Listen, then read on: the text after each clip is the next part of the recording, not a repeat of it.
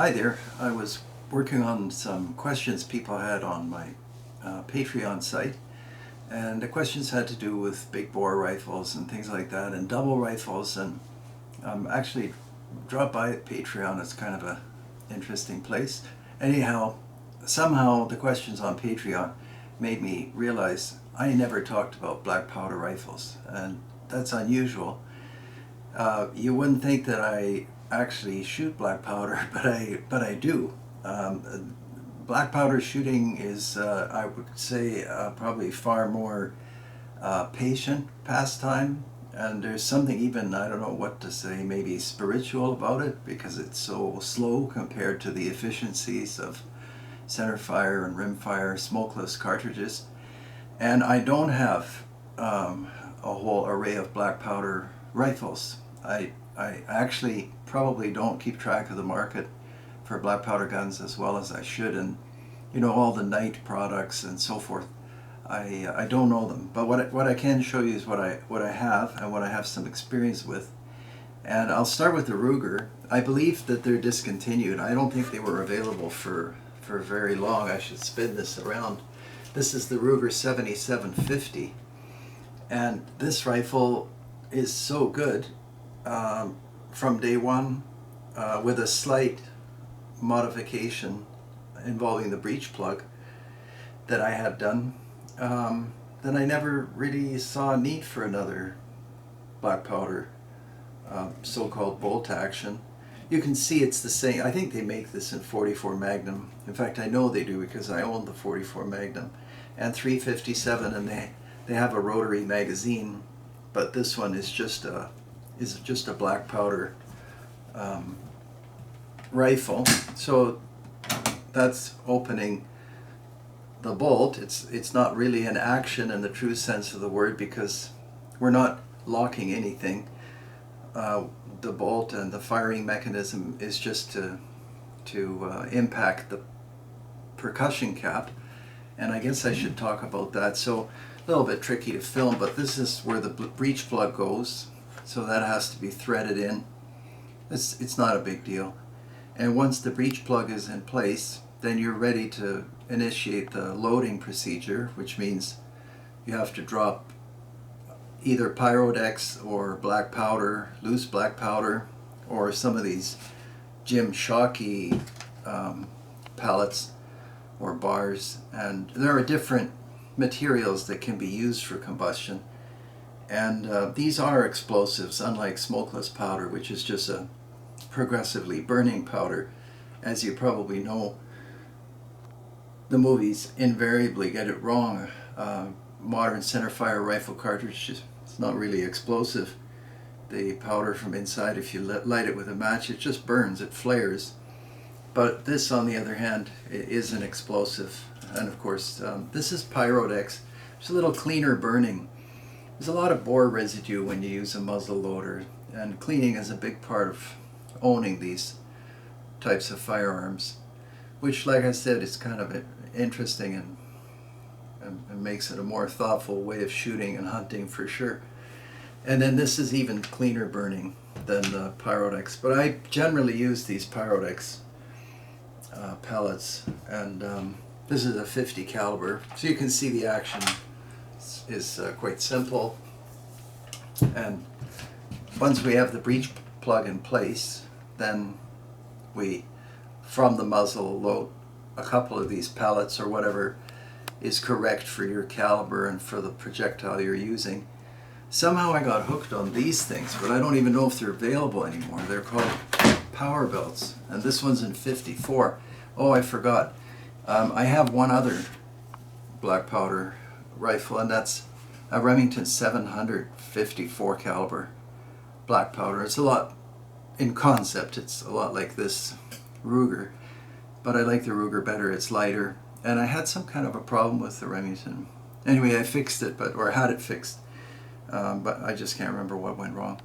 Anyhow, so yeah, 50 caliber, you can put powder, and with these power belts or a similar product, I think Hornady has, then you don't have to mess around with patching or any kind of wad or anything like that. And I don't think I really lube the power belts, because this is kind of a nylon base or a polymer of some kind. Exceptionally accurate little rifle, never an issue with reliability. And here's the part I should probably explain. So this is what the rifle came with.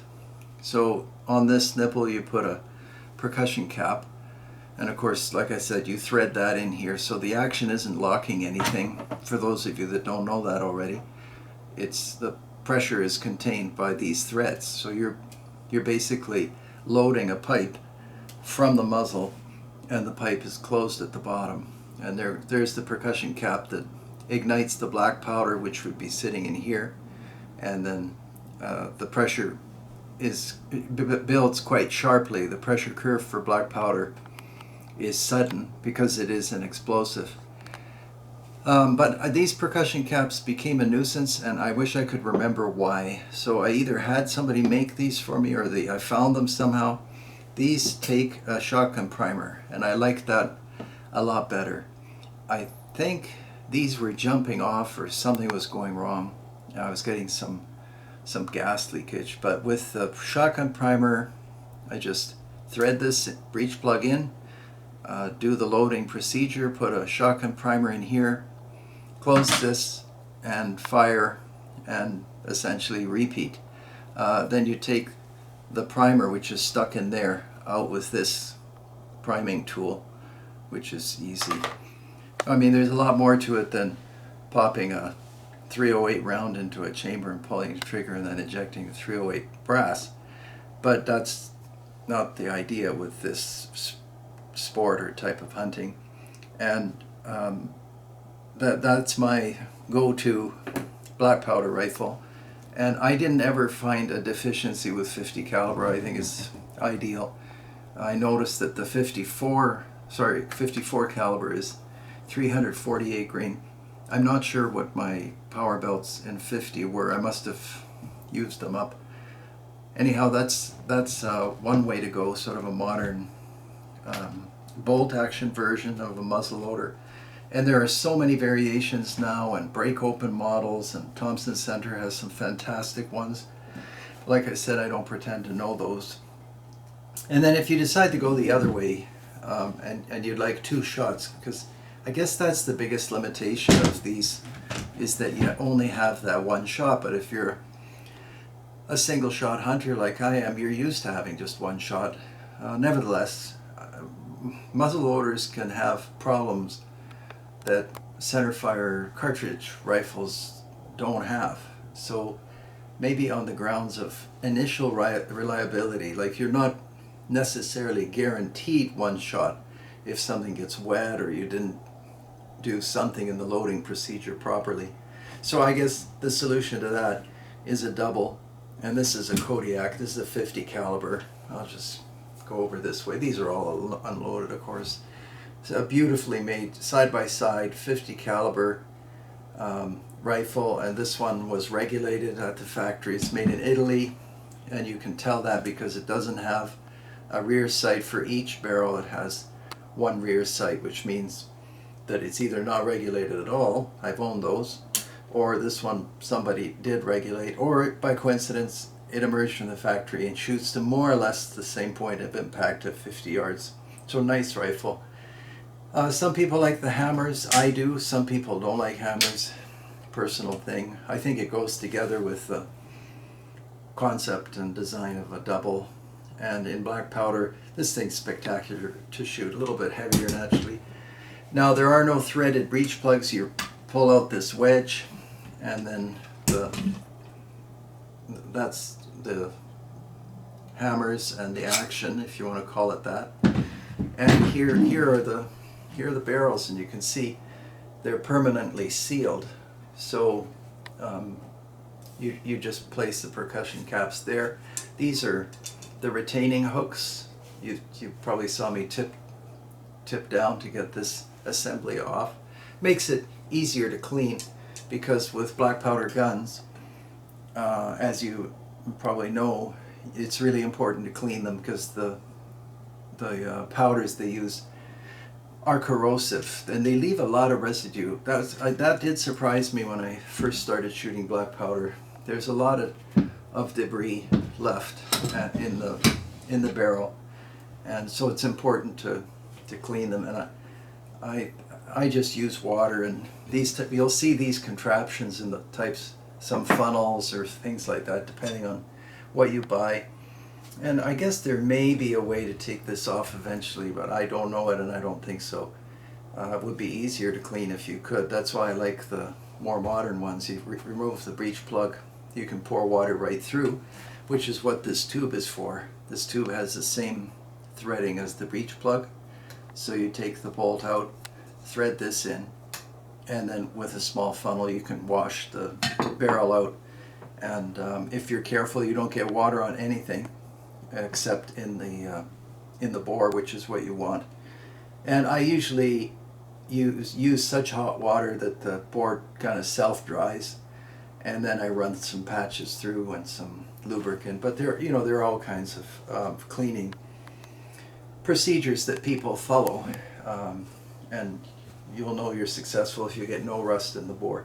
So I try to keep mine like perfectly clean, and have had no trouble with either one of these. So yeah, this was the 50 caliber double.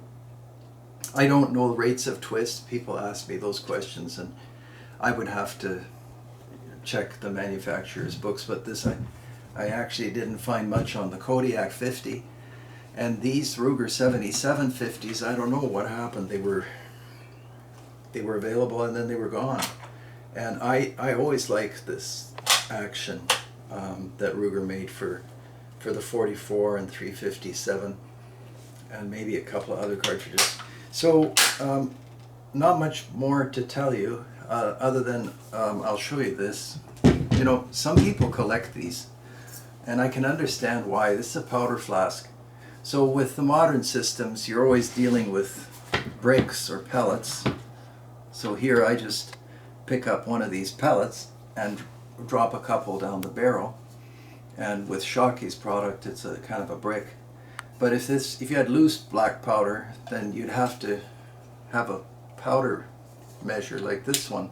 And they work simply. They're calibrated, and you can adjust so that when you release this, you get a pre-measured amount of black powder in the barrel, so you'd be working like that. And you can hear I still have powder in here. And like I said, some people collect these, and they go back to, Civil War and from different countries. Some from France are especially ornate, and they'll often have like different game motifs or what have you. Just actually a cool thing to collect. This is the only one I have, just because I never got into that whole powder flask thing, but don't blame people who take an interest in them. And I know one guy who can tell you all about everything to do with those powder flasks. So I guess that's just a rough coverage of what is a fantastic sport. And I guess the only other thing that comes to mind is, when you go handgun hunting, you kind of adjust in your mind the power levels that are sufficient for whatever game you're after. So a 357 can do well, or a 44 mag, or maybe a 454 or 500. But then when you look at the ballistics for those, they're not so impressive compared to a centerfire rifle cartridge, like a 308 or 30-06 or a 7mm Remington Magnum, because primarily you're thinking of different ranges. The handguns are short range only, as well, reasonably short range, although some people work at 200 yards and things like that. And then with black powder you have to make another adjustment because of the characteristics of what you're using. And a lot of black powder hunters, they're not throwing scopes and red dots and things on their rifles. They just are kind of traditional hunters, and a lot of them don't mind if they don't go home every time with whatever they're after, because maybe they want to get within 50 yards or 100 yards or what have you. I like that.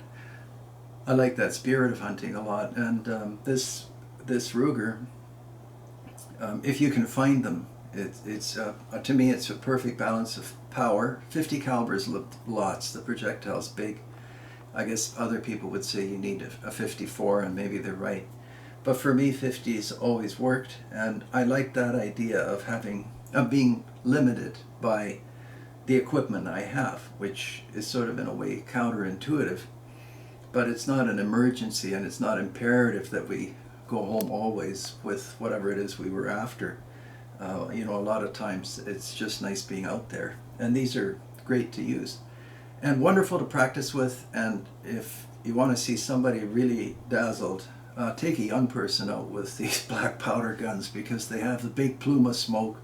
There's a fragrance that you get when you fire them that's memorable, and there's no shortage now of very interesting designs. These are just here, like I said at the outset, because I happen to own them, and I liked it so much that I thought, why should I complicate my life with I was going to say closets full of others, but vaults full of others. So probably I should learn from these black powder guns.